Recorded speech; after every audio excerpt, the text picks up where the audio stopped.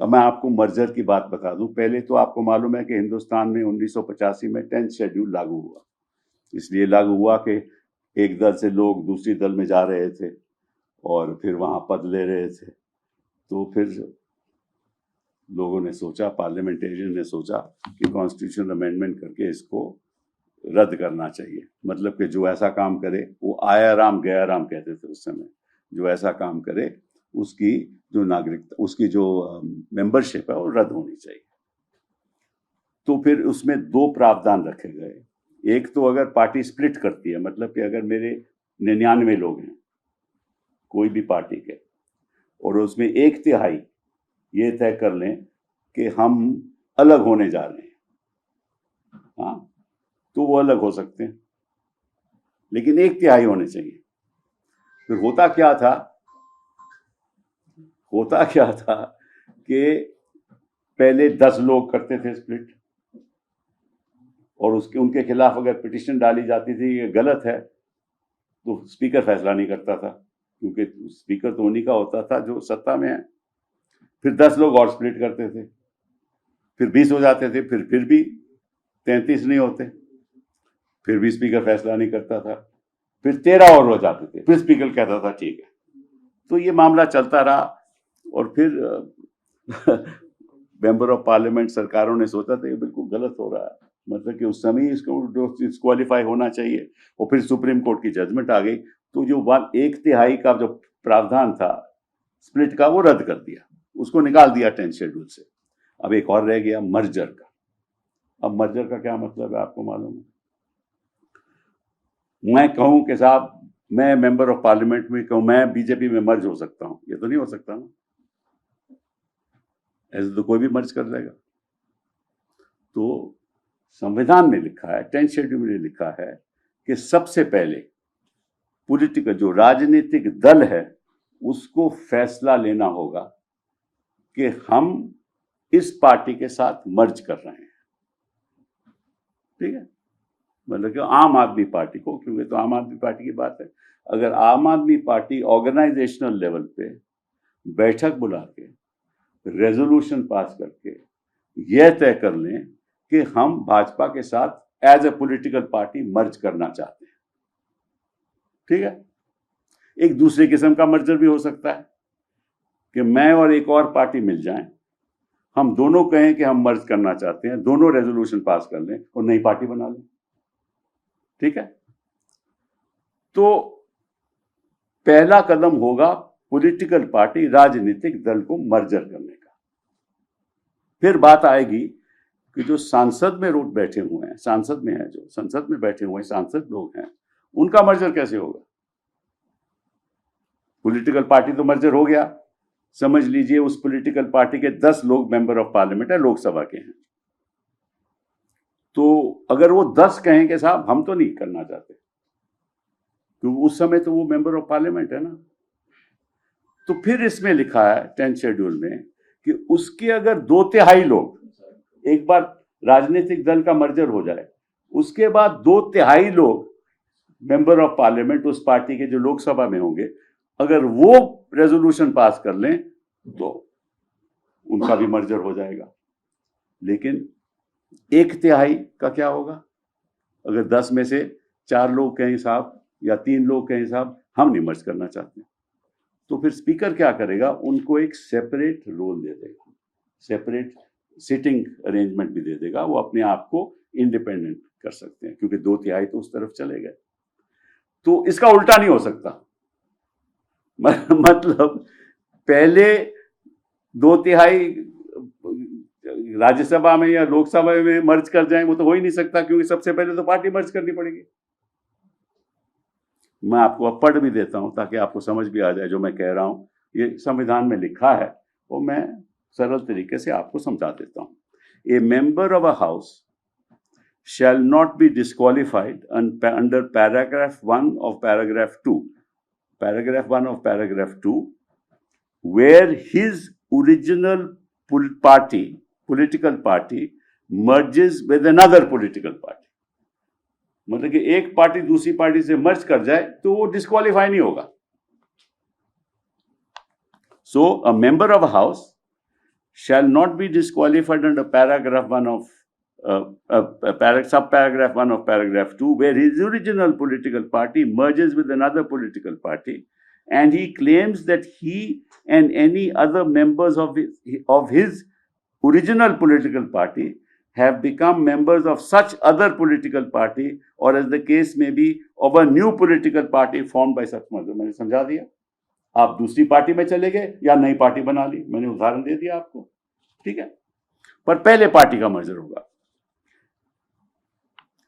Have not accepted the merger and opted to function as a separate group, उस political party में भी अगर majority कहे कि हम मर्ज करते हैं तो मर्ज कर लें, माइनॉरिटी के हम मर्ज नहीं करेंगे तो वो भी सेपरेट ग्रुप होगा, वो अपना नई पार्टी बना सकते हैं, ठीक है ना। और उस नई पार्टी में जो मेंबर ऑफ पार्लियामेंट है वो कह सकते हैं हम नई पार्टी के साथ जाएंगे, हम पहली मर्जर से नहीं मानेंगे। आगे पढ़िए, and from the time of such merger such other political party or new political party or group, as the case may be, shall be deemed to be the political party to which he belongs for the purposes of subparagraph 1 of paragraph 2 and to be his original political party for the purposes of subsection। मतलब अगर मज बन जाओ तो आप नई party के आप सदस्य बन जाओगे, ठीक है, या बीजेपी में चलेगा तो बीजेपी मेंबर बन जाओगे, जैसे होता रहा। फिर for the purposes of subparagraph 1 of this paragraph, the merger of the original political party of a member of the house shall be deemed to have taken place if and only if not less than 2/3 of the members of the legislative party concerned have agreed to such merger। तो फिर आएगी बात, एक बार party merge कर गई, फिर आएगी बात कि भाई मैं तो मेंबर ऑफ पार्लियामेंट हूं, मैं तो आम आदमी का मेंबर था, पार्टी तो मर्ज कर गई बीजेपी में, तो मेरा क्या होगा। तो अगर 2/3 असेंबली मेंबर ऑफ पार्लियामेंट कहें कि ठीक है हम बीजेपी के साथ जाएंगे तो हो जाएंगे, लेकिन 1/3 कहेंगे हम नहीं जाएंगे, तो सेपरेट ग्रुप हो जाएगा। तो पार्टी का भी सेपरेट ग्रुप हो सकता है, मेंबर का भी सेपरेट ग्रुप हो सकता है। अब यहां क्या हुआ है कि राज्यसभा में 7 मेंबर आपके 2/3 मर्ज कर जाते हैं बीजेपी, तो सबसे पहले मर्ज कर ही नहीं सकते, ये 10 शेड्यूल के खिलाफ। अब इस सरकार के पास बड़े बड़े अच्छे अच्छे वकील हैं जो बहस भी करते हैं सुप्रीम कोर्ट में, उनसे भी पूछा होगा इन्होंने। अब इसमें कानून का कोई लेन देन नहीं है, इसमें राजनीति का लेन देन। भाजपा की सारी राजनीति आज उस मकाम पे है जहां हर असंवैधानिक काम हिंदुस्तान के इतिहास में जो कभी नहीं हुआ 2014 के बाद हुआ।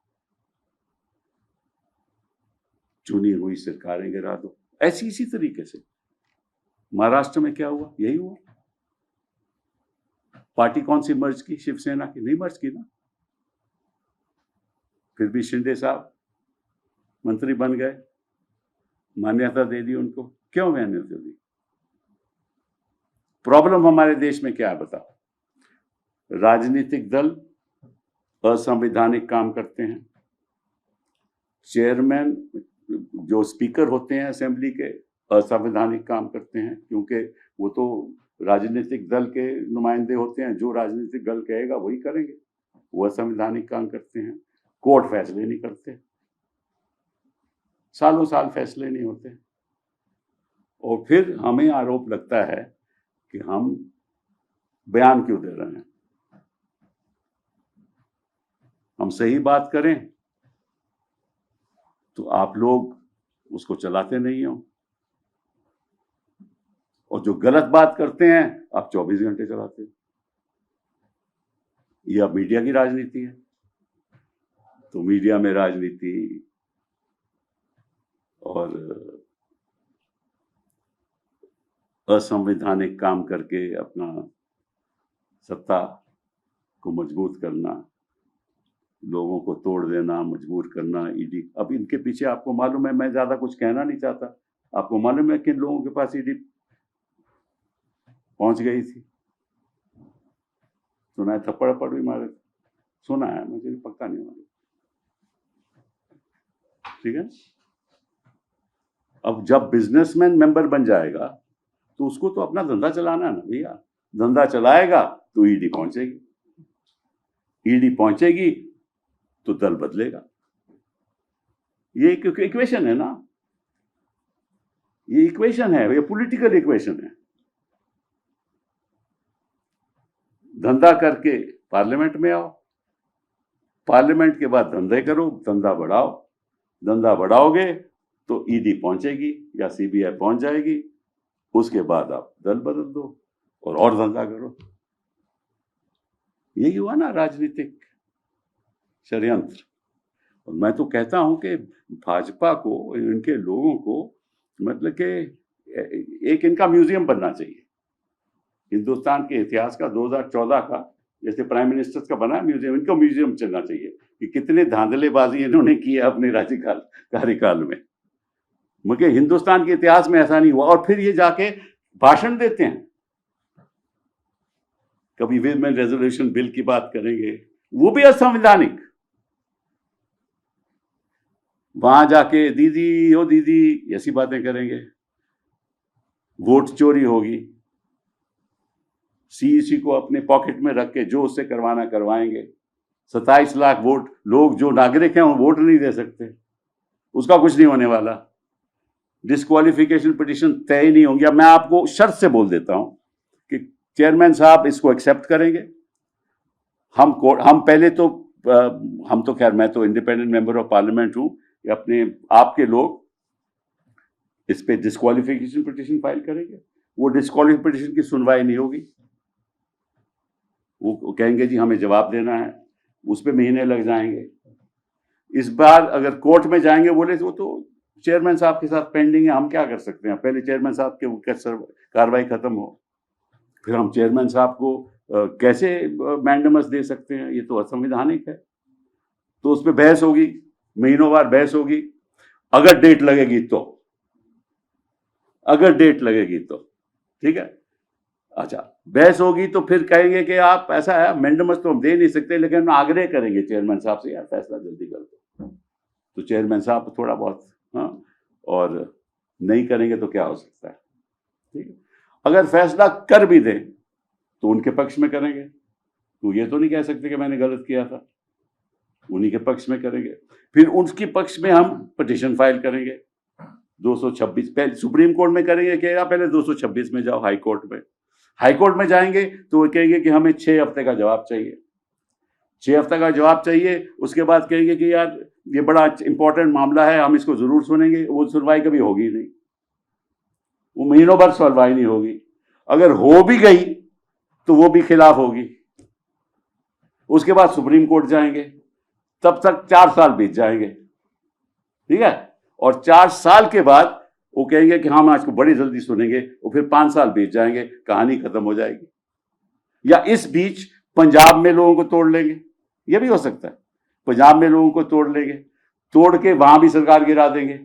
उसके बाद इन्हीं लोगों की दोबारा इलेक्शन करा देंगे, ये चुन के वापस आ जाएंगे, फिर कहेंगे साहब इस डिस्क्वालिफिकेशन का मतलब क्या है, ठीक है ना। मैंने आपको जो होने वाला है, मैं कोई ज्योतिषी तो हूं नहीं, लेकिन भविष्यवाणी आपको दे रहा हूं, यही होगा। इसका कुछ नहीं होने वाला, क्योंकि इतनी गिरावट आ चुकी है हमारी राजनीति में कि इसका सुधार नहीं है।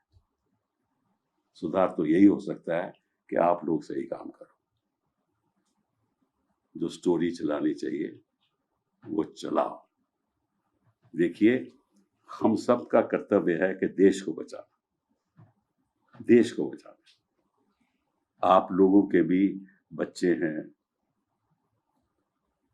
भविष्य है। ऐसा चलता रहा तो हिंदुस्तान का भविष्य खराब होगा तो आप लोगों का भी होगा। अगर ऐसा ही चलता रहेगा तो क्या होगा इस देश का। तो मैं तो आग्रह करूंगा, मुझे किसी ने बोला था कि भाई, मैं कोर्ट में ही किसी को सुन रहा था कल, जज साहब कह रहे थे कि भाई आप अपनी कॉन्शियंस के आधार पे काम कीजिए। एक पुलिसमैन को बोल रहे थे। तो इस देश में है किसी की कॉन्शियंस? चंद लोगों की होगी, मुझे तो ज्यादा दिखती नहीं है। तो आज मैं बड़े दुख के साथ आपके सामने आया हूं और यही पूछने आप लोगों से क्या होगा हमारे लोकतंत्र का। Constitutional the 10th schedule to the Constitution was